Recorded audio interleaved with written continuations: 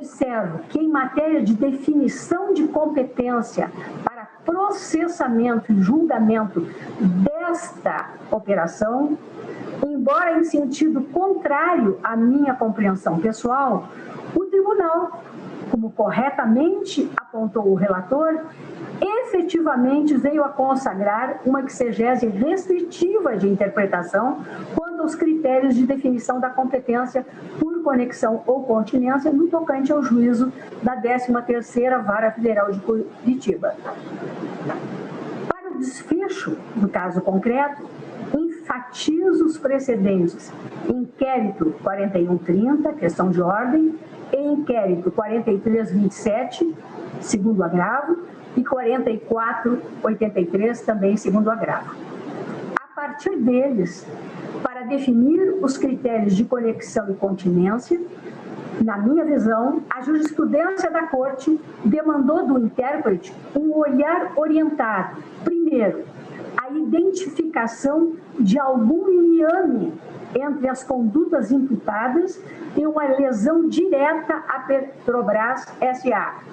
E segundo, a verificação de uma atuação dos investigados ou acusados consentânea ao que se convencionou denominar núcleo político da organização. Analisando o contexto fático trazido em forma de tese acusatória, não identifico elementos que debilitem a conclusão trazida na decisão monocrática do eminente relator. Pelo contrário,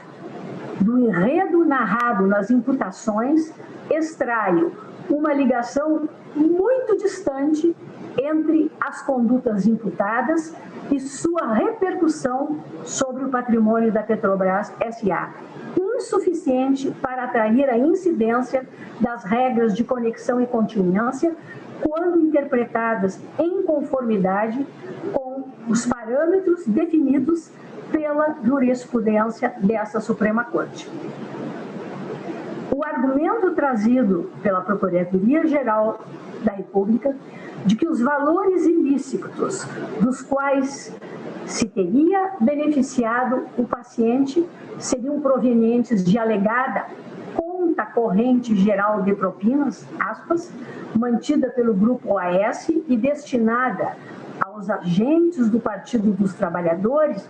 não é suficiente a comprovar esta ligação. Afinal, ainda que eventualmente se pudesse assumir a existência e a operação desta conta nos moldes narrados pela acusação, não há elemento robusto a indicar ter sido ela abastecida exclusivamente com desvios de recurso da Petrobras S.A.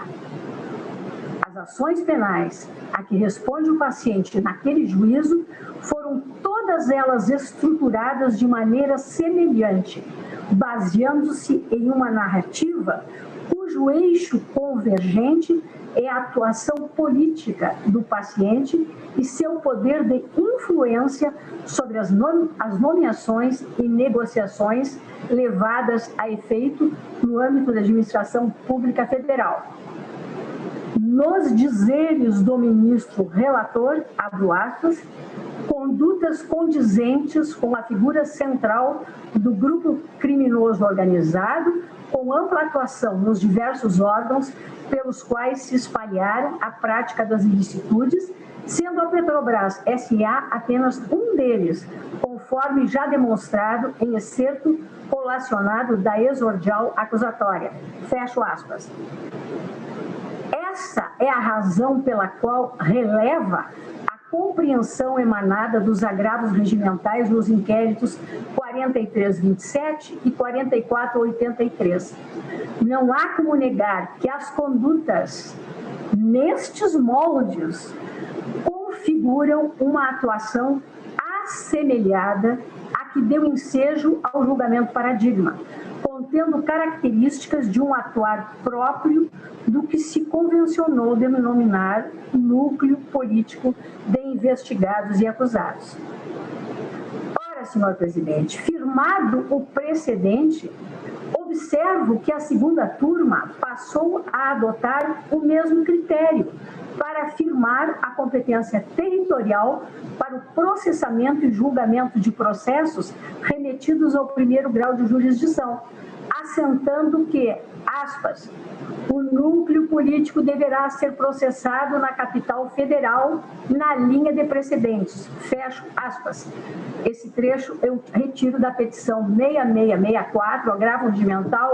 regimental, relatoria do ministro Edson Fachin, Diário de Justiça de 3 de dezembro de 2018. Por essa razão, senhor presidente, não há margem, na minha visão, e observadas as balizas a que me referi,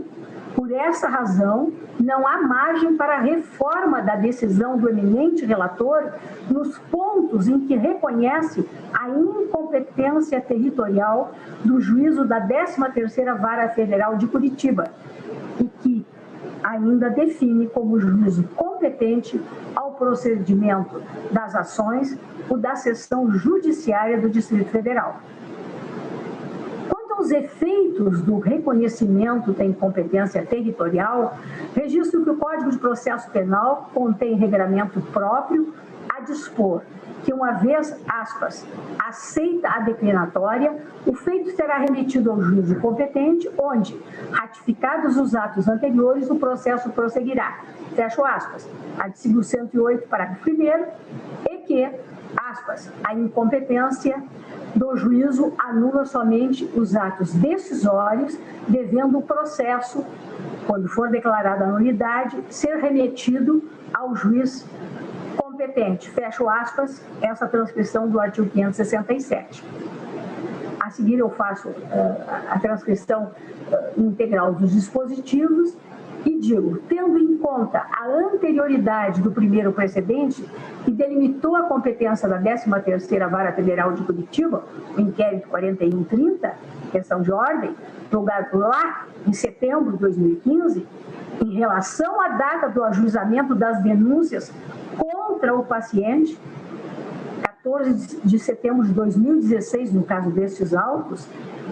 é de se ter em conta o prévio conhecimento do Ministério Público Federal de que, no universo de condutas apuradas na mencionada operação, somente teriam processamento naquela unidade jurisdicional as que se referissem aos ilícitos praticados em detrimento da Petrobras. Nessas condições, senhor presidente, eu reputo inviável, pedindo vênia às compreensões contrárias, a invocação da teoria do juízo aparente como fundamento para escapar da inevitável decretação de nulidade dos atos processuais decisórios. A aplicação da teoria como instrumento de preservação de atos praticados por juízo incompetente demanda superveniência de elementos fáticos ou probatórios ou desconhecimento de sua existência à época da prática dos atos processuais. Aqui eu estou transcrevendo a HC 81.206, relatoria do ministro Sepúlveda Pertence, Tribunal Pleno, Diário de Justiça de 19 de abril de 2002, e o HC 120.027,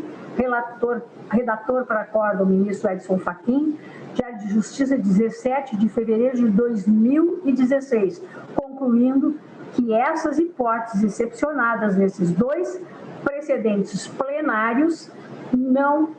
ocorrem no caso dos autos.